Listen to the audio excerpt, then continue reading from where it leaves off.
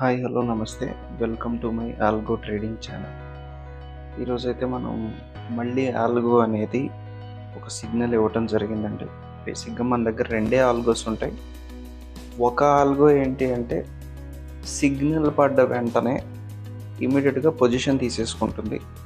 అంటే ఎప్పుడైతే short position పడుతుందో అప్పుడు వెంటనే సిగ్నల్ పడింది అనుకొని వెంటనే పొజిషన్ తీసుకుంటుంది. రెండోది ఏంటి అంటే సిగ్నల్ పడిన తర్వాత కూడా కొంచెం సేపు వెయిట్ చేసి ఒక మంచి ప్రైస్, దానికి మనం ఇచ్చిన లాజిక్ ప్రకారం ఒక మంచి ప్రైస్ని వెతుక్కొని అప్పుడు ఎంట్రీ తీసుకుంటుంది. రెండే ఆల్గోలు ఉన్నాయి మన దగ్గర. ఇప్పుడు మనం చూసేది ఏంటి అంటే ఏ ఆల్గో అంటే ఏదైతే సిగ్నల్ పడిన తర్వాత కూడా వెయిట్ చేసి మామూలుగా మాన్యువల్గా మనం ఏం చేస్తామంటే ఒక థీరీ ఫాలో అవుతాం. ఆ థీరీలో ఏం జరుగుతుంది, ఒకవేళ కనుక మనం మేబీ ఈఎంఐ క్రాష్ ఓవర్ అనుకోండి, ఆ సిగ్నల్ రాగానే వెంటనే పొజిషన్లోకి ఎంటర్ అవుతాం.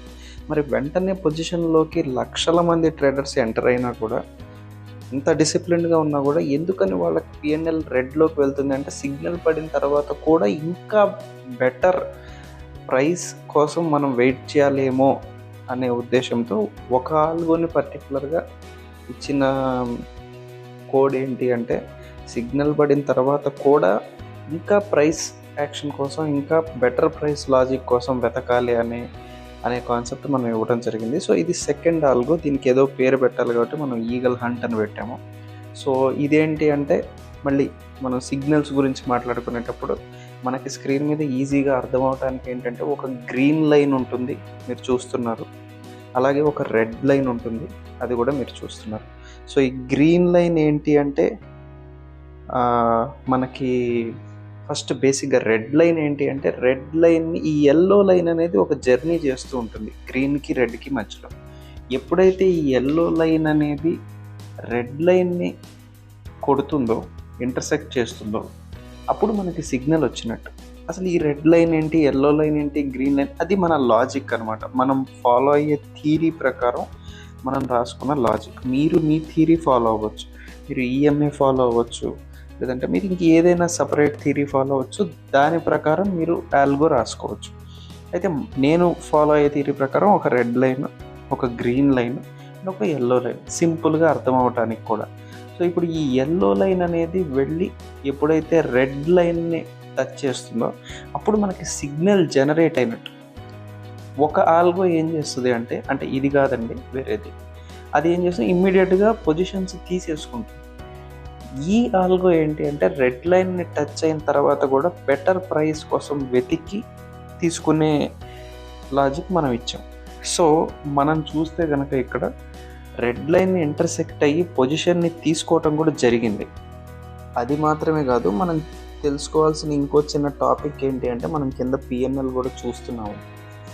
మనం ఫేవరబుల్, యాడ్వర్స్ అని రెండు కనిపిస్తున్నాయి మనకి ఇక్కడ.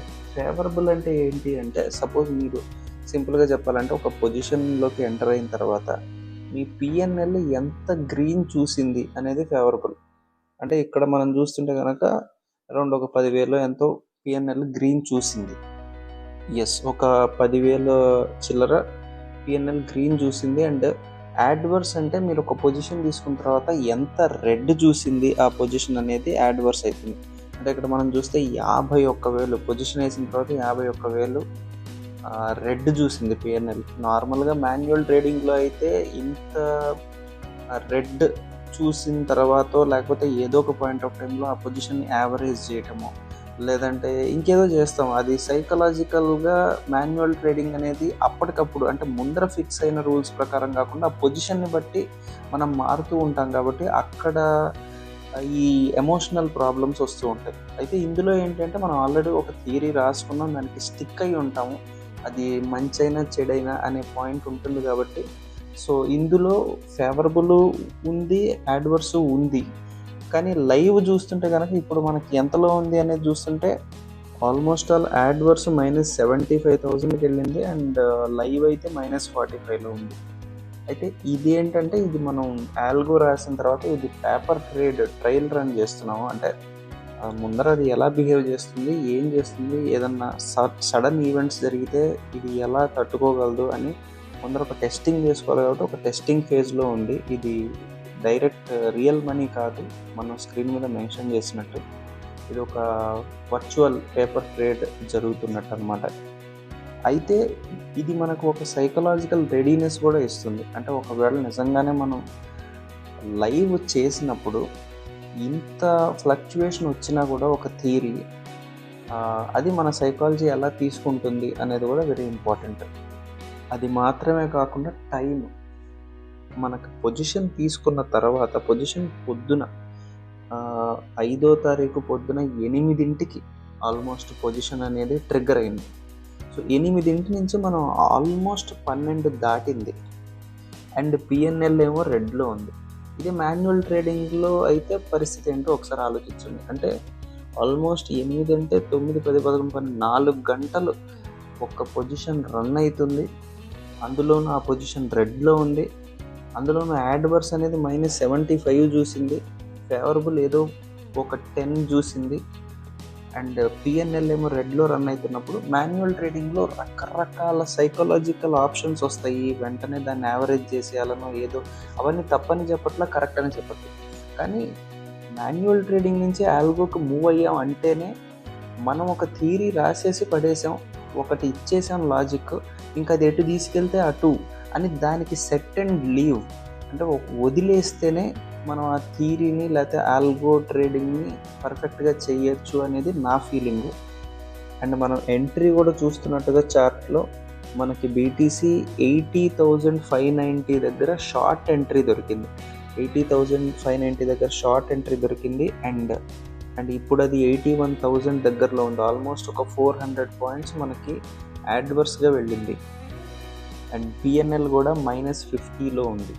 సో -50Kలో పిఎన్ఎల్ ఉంది అండ్ పొజిషన్ తీసుకొని కూడా ఆల్మోస్ట్ 4.5 అవర్స్ అయిపోయింది.